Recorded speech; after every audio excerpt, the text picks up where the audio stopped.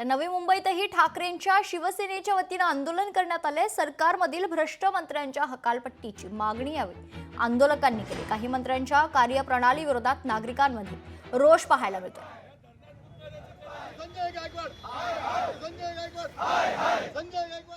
आमचे शिवसेना प्रमुख उद्धवजी बाळासाहेब ठाकरे यांच्या मार्गदर्शनाखाली आज आम्ही या ठिकाणी आंदोलन घेतलेलं आहे।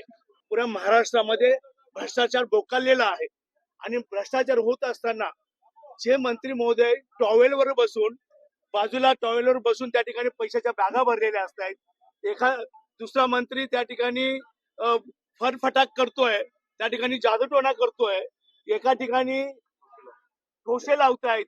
अशा पुऱ्या जे गद्दार लोक आहेत अशा सर्व मंत्र्यांची या ठिकाणी हकालपट्टी झाली पाहिजे म्हणून या ठिकाणी आमचे आदरणीय पक्षप्रमुख उद्धवजी बाळासाहेब ठाकरे सर्व आमचे नेते यांच्या मार्गदर्शनाखाली या ठिकाणी आंदोलन घेण्यात आलेलं आहे। लोकशाही मराठी ऐका, पहा, जागरूक रहा।